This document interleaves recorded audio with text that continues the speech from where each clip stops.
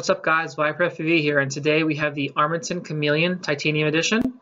We're going to go ahead and start building this on the bench. Already mounted the 401 ESC on here and already mounted the 14 gauge wire to the XT60. But the build's pretty much going to be going through how to mount your motors, how to mount the camera, BTX, all that stuff. Probably broken up in 2 videos, hopefully, maybe 3. We'll see how long the videos get. And then we'll go from there. And then I'll probably break off from there and do beta flight setups and butterflight setups and all that stuff. So let's go ahead and stay tuned and let's go to the bench.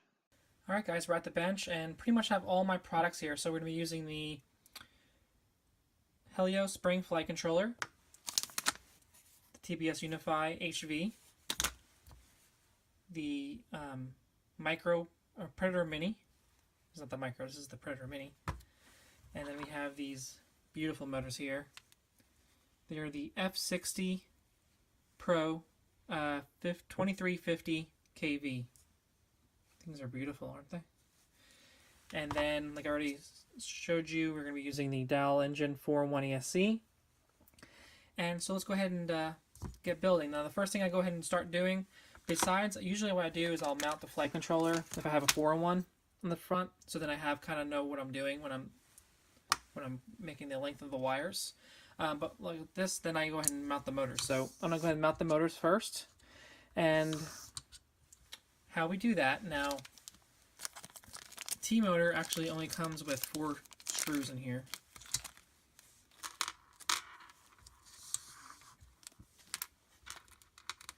And what we do is on every motor that you put on, make sure that you put Loctite on it. Now, not the permanent one, the high strength one or semi-permanent one. And you don't need a lot when you do motors. Pretty much what you want to do is you want to line up your wires to like that on the arm. And then you want to, oh, that's fine, those can fall off. Those are just the spacers. And you want to put it like that. And then get your screws. And you don't really need a lot in here. You just need to dip it like that. See, it's a little tiny bit. You don't need a lot. You don't need to paint it on because it's going to actually, when you screw this in, it's going to smooth out throughout all the threads on the nut. And then what I do is I put 1 screw in there and then I'll check to see how it's lined up. And it's not lined up right, so I'll move it over like that. And you want to get that screw in the middle. Hope I can get you, see how the screw's kind of in there in the middle? You kind of want as close in the middle as possible. So then if you have to take the bell off, you can just put your nut driver in there and then you can do it. So same thing with the next screw. Get it in there. You gotta make sure it's lined up right. There it is.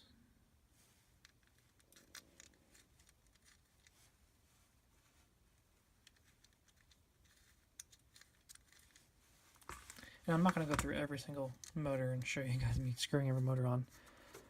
I'll skip to that spot. But, see, now I have 2 of them in there. And another thing too is when you're putting screws on a motor, make sure that they're long enough. See? Let me see if I get this camera to focus.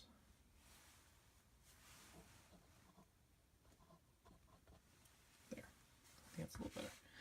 But what you want to go ahead and do is see how long the screws are. Because if they're too long, they'll end up in that winding. And these ones are fine. They're not going to go into the winding once they screw in. But if you see long screws, because sometimes motors come with 2 sets of screws, so do this with it. Kind of measure what your arm is, and then see how far it's going to go into the actual motor, and make sure it's not going to go into the windings. So let's go ahead and get this one all the way in, all the screws in. And like I said, you just want to dip it a little bit, and then just, but you definitely want to put Loctite on everything. You don't want a motor coming off when you're flying.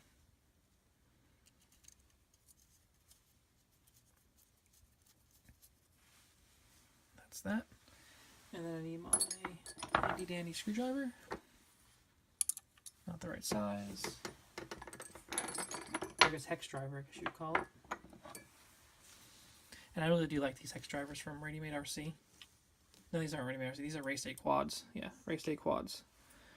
These things are amazing. I've been using these for about 6 months and have not stripped anything out. Well, I stripped bolts out, but you're never going to ruin your nut driver. You don't really want to tighten it. You need to tighten it good. You know, you're not going to overdo it where you strip out the aluminum in the motor. And you want to do it kind of like you do a tire. You want to, you know, cross pattern. There. And that's that. So, I mean, you get the idea. You're going to go ahead and do that the same thing on all the motors. And then so I'm going to go ahead and get all the motors on, and then we're going to go ahead and solder this up to the ESC and show you how we do that. Alright guys, we're back. Got all the motors on. Does that look awesome already? It does. So what I'm going to do is I'm going to show you a little trick that I do to get my wires on like perfectly. Take zip ties. I'm going to start with this one.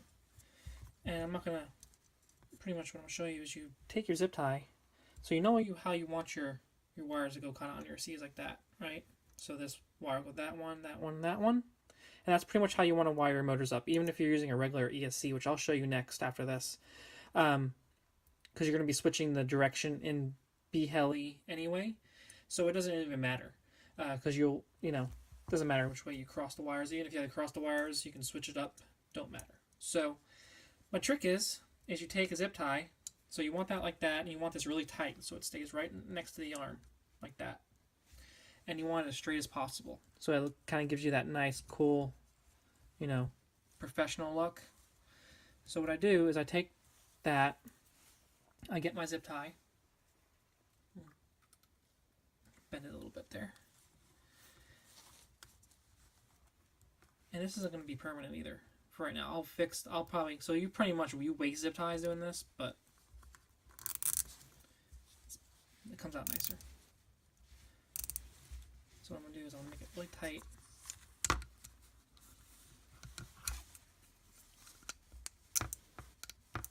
There. So it's as tight as it pretty much can get at this point.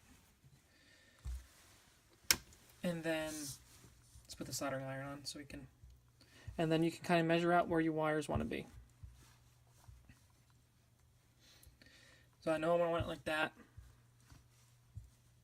And no, this is your option. You can make it either tight or you can make it loose. You make it tight, you know, it looks really nice like that. Or if you make it loose, you know, give yourself a little room just in case you do break a wire. And that's pretty much what I'm going to do. I also want it to tuck a little bit more like that. So pretty much what I'm going to do is I'll get my wire cutters.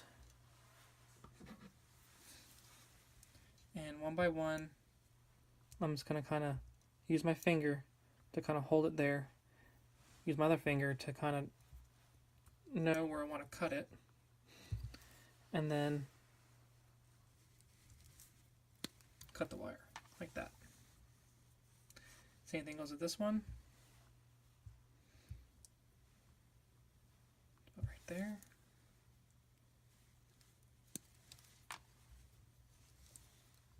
And it's always good to cut two, you know, have more than it is to have less. Then you're stuck with having to put another piece of wire on there. That's about right there.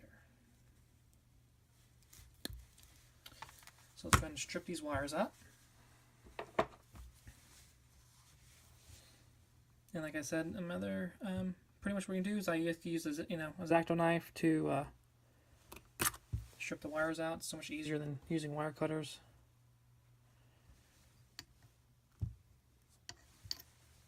The only problem is trying to get your hand in there so you can actually roll it. And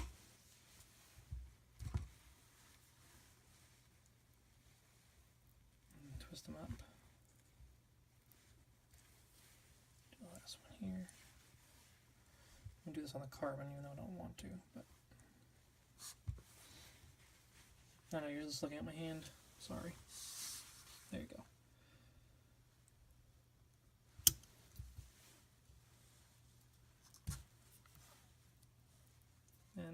is. So now we got all of them stripped, and hopefully the soldering iron's heated up by now. So I'm going to put these up so I can pre-tin them. And you always pre-tin your wires when you're soldering, because it's just, I don't think it would actually work if you didn't. And the solder I'm using is just regular 6040 solder, so nothing special about it. I actually like 6337, gives you a nicer look, but I don't have any. I do have some on order though. And you just tin the tip a little bit, and then you just touch the wire.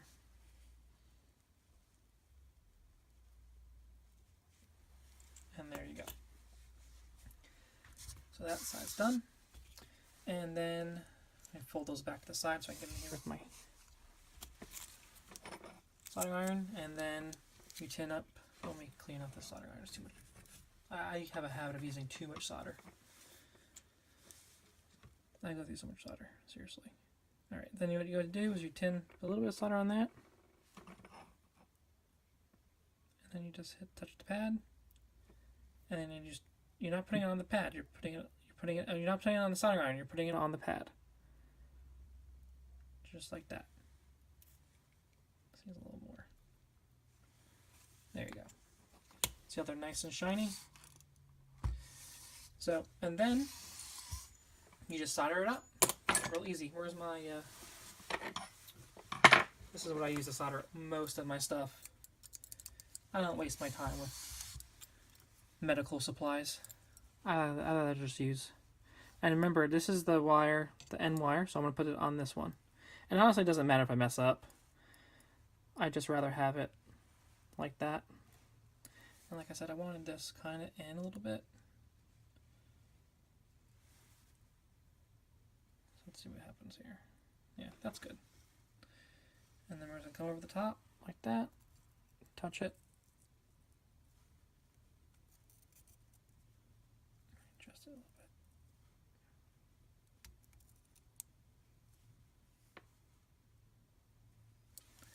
Let's take a look at that. Yeah, that's good. And then we do the other one. Maybe a little more. There you go.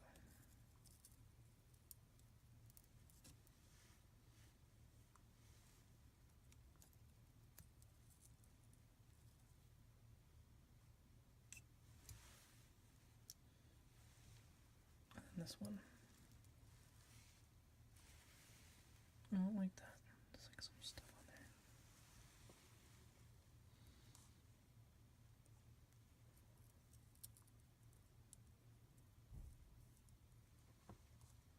Oops, I moved it before.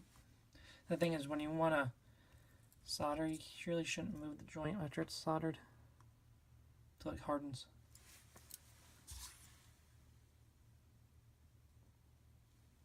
I'm taking a look at the solder, I'm sorry.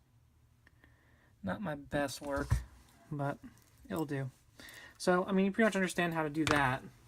Now, if you're using a 401, not a 401, but a ESC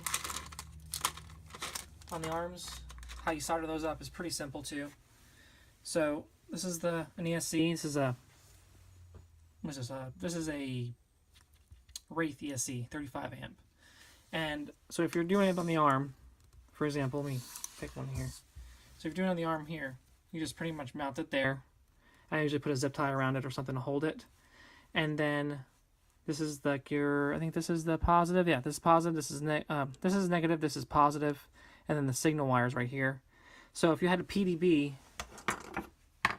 like this one, you just pretty much solder it to these. Right, this side will go to this side. So positive, negative, or whatever that says on there. Yeah. Negative, positive, so negative, positive, and then the signal wire will go right there in that little spot right there. And there's also a negative wire up there for the signal. I never usually hook them up.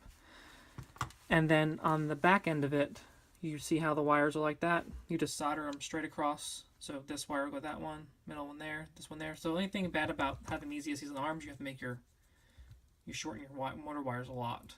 And it kind of gives it, you know, it looks good. Especially it's very serviceable too when you put them on the arms, because if you have a bad ASC, you just unsolder it, take it off. As opposed to a 401, you have to throw the entire thing away. So that's the good thing about using individual ESCs in the arm. But it makes it a little more messy to build with more wires. So let me go ahead and solder the rest of these up, and then we'll get to putting the flight controller on. Alright guys, we're back, and I got all the ESCs soldered onto the 4-in-1 ESC. Not the best job getting them on there, but it'll do for now. It's actually kind of hard doing it while you're doing a video. But one thing I did forget to say is I am going to be putting a capacitor on there, even though this has some good noise resistance on it. Has a lot of capacitors on it already. It does come with this capacitor. So we're going to go ahead and put this on, and I figured pretty much I'm going to have it kind of like that, laying up like that. And I think that'd be the best way. So when you put a capacitor on, it has a negative side, and then the other side doesn't have any label. So you're just going to make sure that this side is facing your negative, and then you just solder on like that. And how I do it typically is I'll just leave it up like that. It'll solder on my soldering iron. And I just tin the sides right there. Well, that's a little too much solder. Take it off.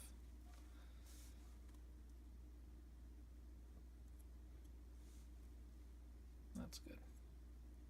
That's better. Clean that off. And then I want to put a little more solder on top of the actual plug.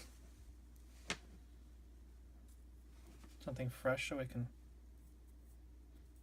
stick to.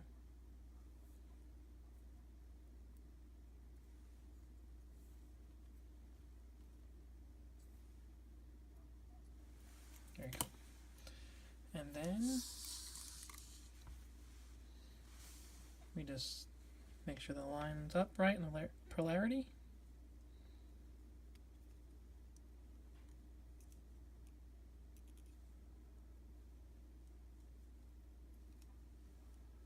That side's done.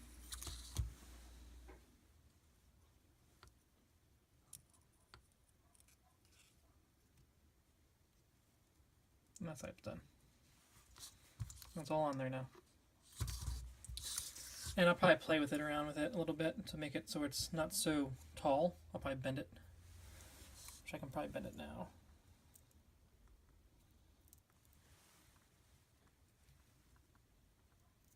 Just more a little flat. There you go. Yeah, that's perfect. Alright, the next step we're going to go ahead and do is put the Helio Spring flight controller on here. Now, if you paid attention, that we're going to be using the jumper here on it. And it does not match the pins on it, so I actually had to de-pin this by taking these flipping these out, pulling the wires out, and relocating them to where they needed to be on the flight controller or the pin. I'm not using the 5-volt out on it because it's going to be powered by VFAS, or the voltage of the battery. That's actually one pin that is on this, and also has a current sensor as well on it.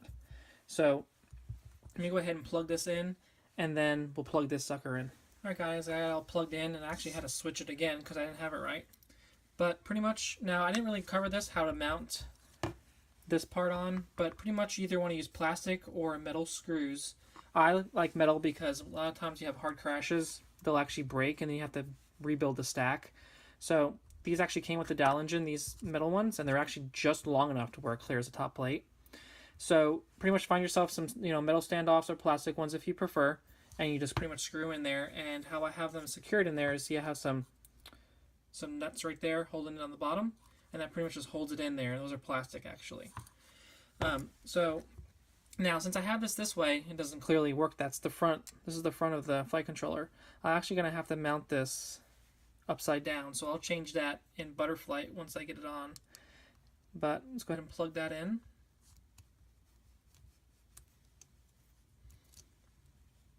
Let's get it plugged in there. And make sure it's actually the right way.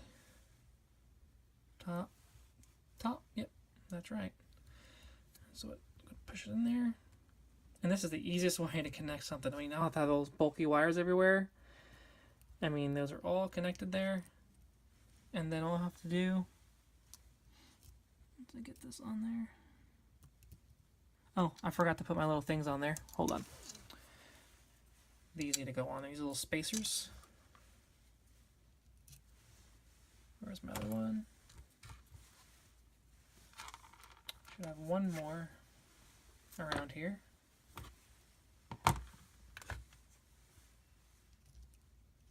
Oh, there's already one on there. Okay, cool. And then let's put that on there. Perfect. And then we'll get our nuts and we'll just tighten them all up here. And then we'll go ahead and put the receiver on, which I don't have yet, which I should be getting by the next video. I should have it. We'll put the Unify on it. And then we'll go ahead and put the camera in. So, I mean, I think this is about it for this video. I'm not sure how long this video will be, so we'll probably break it up in 2 parts. So the next part, we'll go ahead and finish it up. And then the third part after that, we'll go ahead and probably go ahead and go in beta flight, or I mean butter flight, I'm sorry, and get this all configured in there and get it all set up. So I really appreciate you guys watching, and if you wouldn't mind, like and subscribe, and look forward to be building the rest of this quad. And I really do appreciate you watching again. Peace.